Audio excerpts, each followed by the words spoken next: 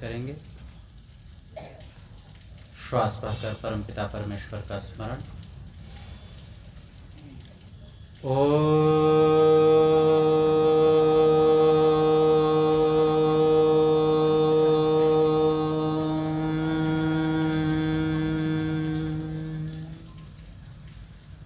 यतो यतः समीहसे ततो नो अभयं कुरु। शं नः कुरु प्रजाभ्यो भयं नः पशुभ्यः। ॐ शान्ति शान्ति शान्तिः।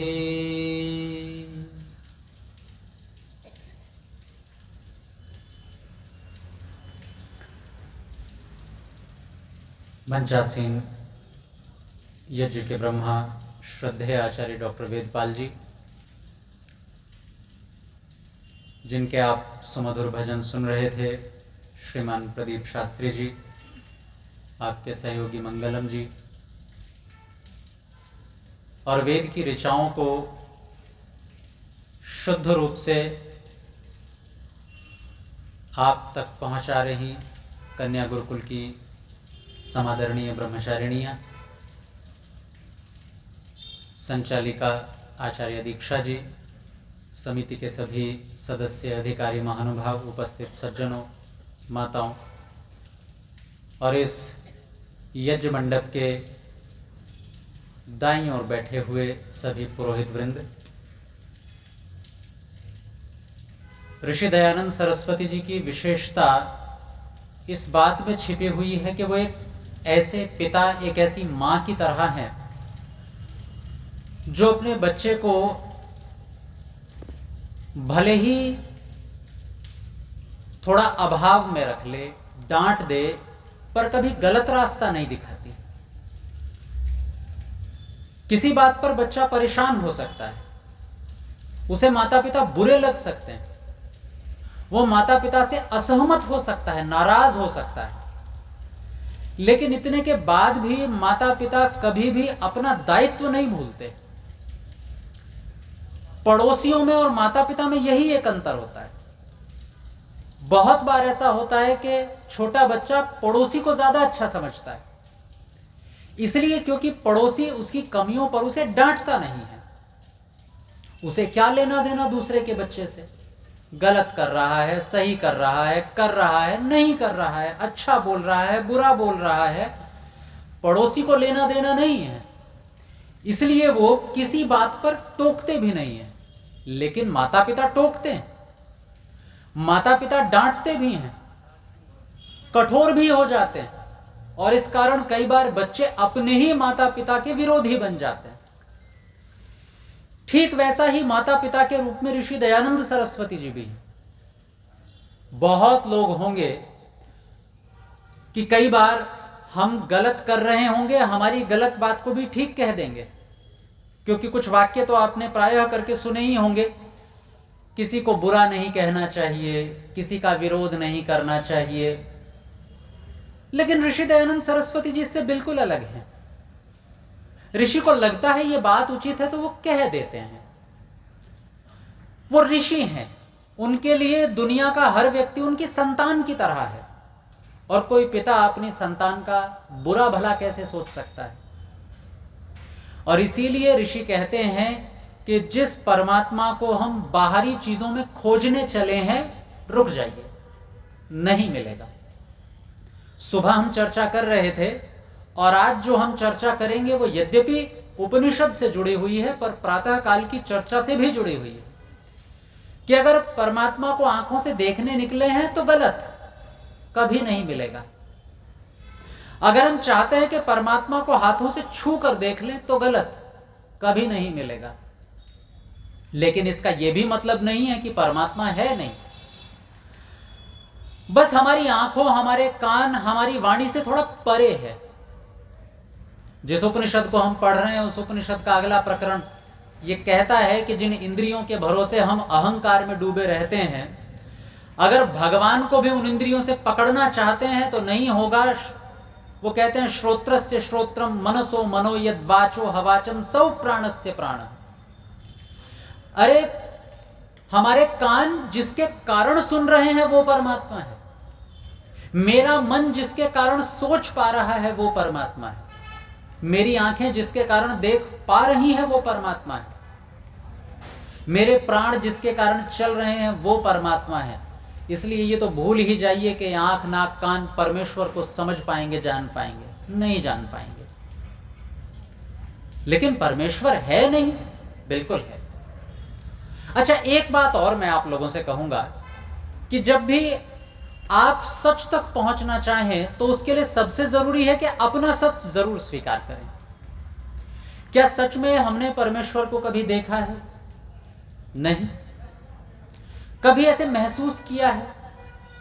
शायद कुछ ने किया हो और कुछ के लिए जवाब होगा नहीं, अभी नहीं। हां, हम परमेश्वर को मानते हैं क्योंकि हमारे माता पिता ने हमें बताया है। हाँ, हम भगवान को मानते हैं क्योंकि हमने अपने गुरुजनों से सुना है। हाँ, हम परमात्मा को मानते हैं क्योंकि इतनी बड़ी दुनिया यूं ही तो नहीं बन गई होगी। हाँ, हम परमात्मा को मानते हैं क्योंकि हमारे धर्म ग्रंथों में लिखा है। लेकिन क्या परमेश्वर है? और है तो भरोसा कैसे करें? यद्यपि आप बड़ी आयु के लोग हैं, लेकिन फिर भी कभी कभी तर्क मन में आ ही जाता होगा। कार्तिक जी जैसे लोग हैं युवा, उनके मन में तो बहुत आता है, क्यों मान ले हम किसी ऐसी चीज को जो दिखती ही ना हो। और ऐसी स्थिति में बच्चे धीरे धीरे नास्तिक होते जाते हैं। एक बात मैं और सचेत कर दूं, अगर आपके बच्चे आपसे बात करने से बचने लगे हैं, अगर आपके बच्चे आपके साथ धार्मिक अनुष्ठानों में हिस्सा नहीं लेते हैं, अगर आपके बच्चे आपके साथ किसी ऐसे सत्संग जैसे वातावरण में जाने से बचते हैं, तो समझ जाइए वो आधे से ज्यादा नास्तिक हो चुके हैं, बस कह नहीं रहे हैं। और ऐसे में हमारी जिम्मेदारी हो जाती है कि हम परमेश्वर को उनको सही तरह से समझाएं। उदाहरण के लिए किसी बच्चे को कह दिया उसके दोस्त ने कि क्या तुमने कभी गुलाब जामुन खाया है? बोले नहीं खाया। अरे बोले खाओ, बहुत अच्छा होता है। बच्चे ने घर जाकर रट लगा दी, मुझे तो गुलाब जामुन खाना है। मां को लगा इसका स्वास्थ्य खराब हो जाएगा, डॉक्टर ने मना किया नहीं खिलाना। बोले नहीं मुझे तो खाना है, दोस्त ने कहा है बहुत अच्छा होता है, और रट लगा ली। अब क्या करे? अब मां को और कुछ तो सूझा नहीं, उसने कुछ बना करके बच्चे को दिया कि खा ले। बच्चे ने एक छोटा सा टुकड़ा काटा और मुंह में बहुत तेज मिर्च लगी। मां ने अंदर मिर्च भर के दे दी। अब पूछा एक और चाहिए? नहीं, ये नहीं चाहिए। अब अगले दिन विद्यालय गया और मित्र से जाकर के कहा कि अगली बार मत कह देना किसी को गुलाब जामुन खा ले। बोले क्यों? बोले इससे बुरी चीज दुनिया में कोई नहीं होती। थोड़ा सा खाया था, आंखों से पानी, शरीर से पानी बहने लगा था, इससे बुरी चीज ही दुनिया में कोई नहीं होती। ठीक वैसा ही हमारी युवा पीढ़ी के साथ हो रहा है।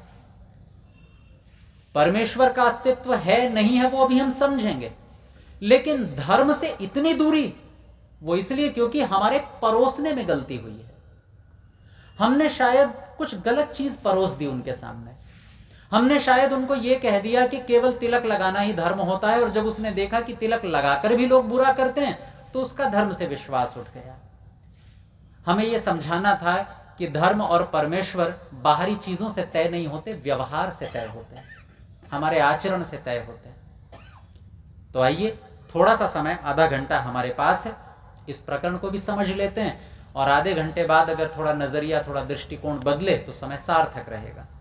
सबसे पहली बात जो हमारे मन में उठती है कि क्या परमेश्वर पर श्रद्धा कर लेनी चाहिए? क्योंकि देखो, तर्क से तो समझ में आने वाला है नहीं परमेश्वर, आंखों से तो दिखाई देने वाला है नहीं, तो क्या यूं ही भरोसा कर लें? क्योंकि उपनिषद की ये पंक्ति कहती है श्रोत्रस्य श्रोत्रम मनसो मनो यत् वाचो वाचम। परमेश्वर इन इंद्रियों के बहुत पीछे है, इंद्रियों से नहीं समझ में आएगा, तो भरोसा कैसे करें?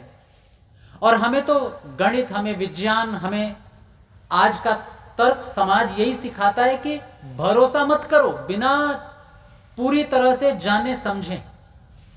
पर मेरा मानना अलग है, बिना जाने समझे पहले भरोसा ही किया जाता है, और ये दुनिया भरोसे पर ही चल रही है। हमारे पिता कौन है ये हमने पहले परीक्षण किया था, डीएनए टेस्ट करवाया था, या मान लिया था पहले?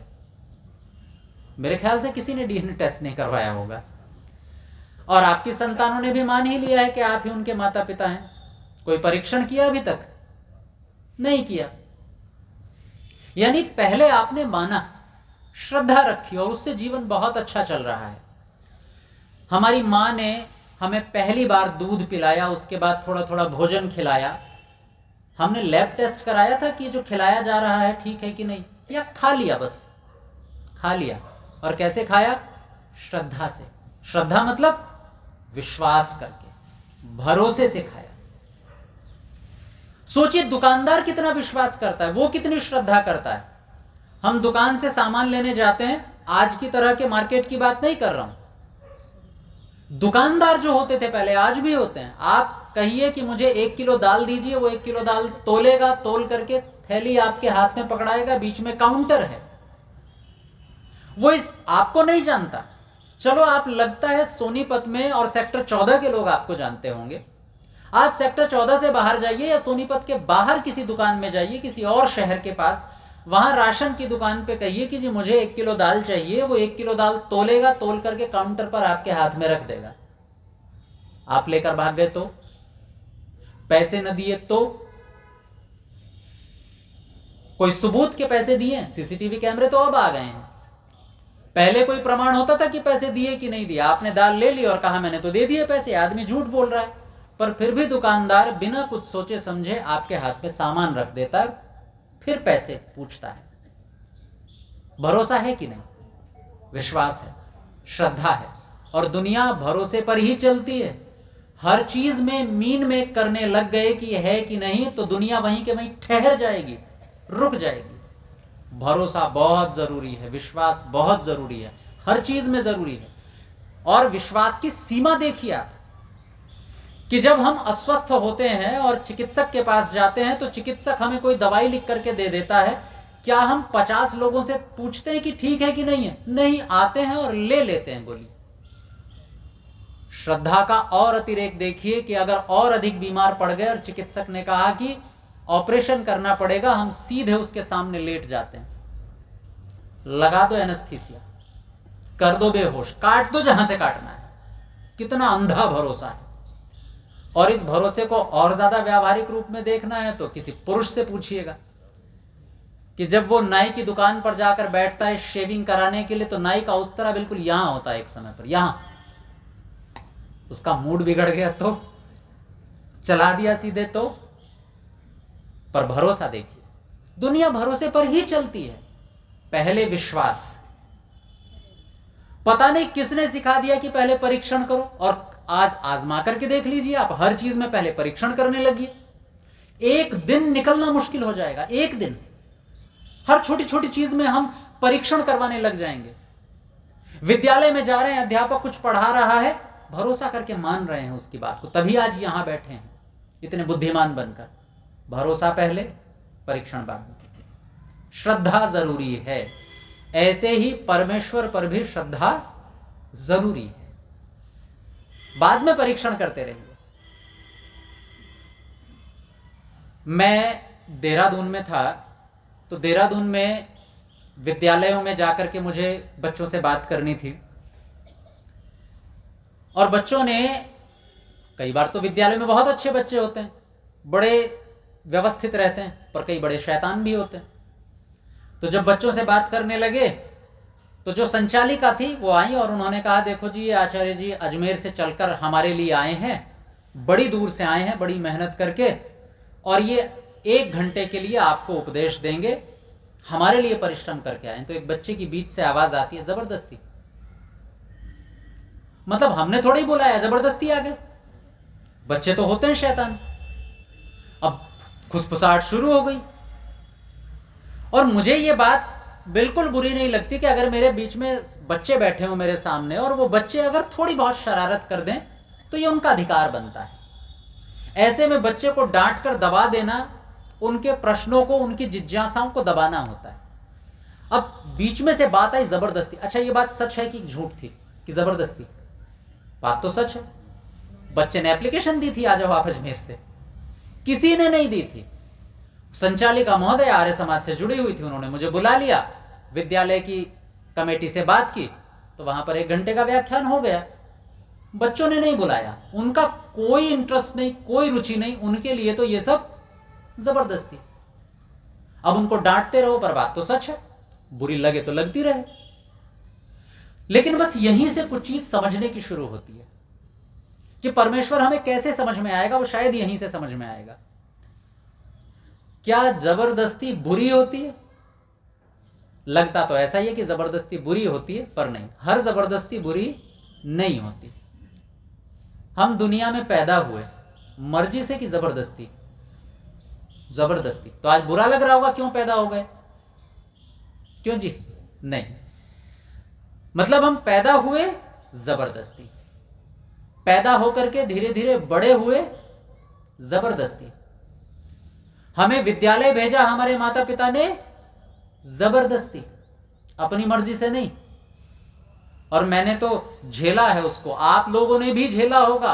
आजकल की तरह पहले विद्यालय नहीं होते थे कि आराम से बस आ रही है, बच्चे को नहला धुला करके नए प्रेस किए कपड़े पहना करके विद्यालय भेजा जा रहा है, एसी बस है, एसी रूम है, कुछ नहीं होता था। गाँव में शहर में यूं ही पाठशाला होती थी, और बच्चे नहीं जाते थे तो मास्टर भेजता था 2 अध्यापकों को, और वो अध्यापक एक पैर पकड़ता था, एक हाथ पकड़ता, लटका के ले जाते थे।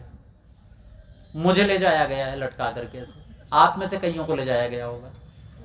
और अगर ज्यादा गड़बड़ की तो उधर से मां भी आती थी, धूल में कपड़े हो गए पर पीटते पीटते बुरा हाल, जाना पड़ेगा, जबरदस्ती। और बीच से अगर स्कूल से बंक मार लिया तो पिताजी जबरदस्ती पकड़ के ले जाते थे हेडमास्टर के सामने। और एक वाक्य तो हमने बहुत सुना है कि जी ऐसा है जी, हड्डी हड्डी दे देना, बाकी तुम्हारा। जबरदस्ती हुआ है सब कुछ। लेकिन वो जबरदस्ती बुरी है क्या? आज सोचिए, क्या ये जबरदस्ती बुरी थी? नहीं। हमें जबरदस्ती कड़वी दवाई पिलाई थी हमारी मां ने, पर क्या वो जबरदस्ती बुरी थी? नहीं, अच्छी थी। सारी जबरदस्ती बुरी नहीं होती। और ऐसे ही परमेश्वर हमसे कुछ काम बहुत जबरदस्ती करवाता है।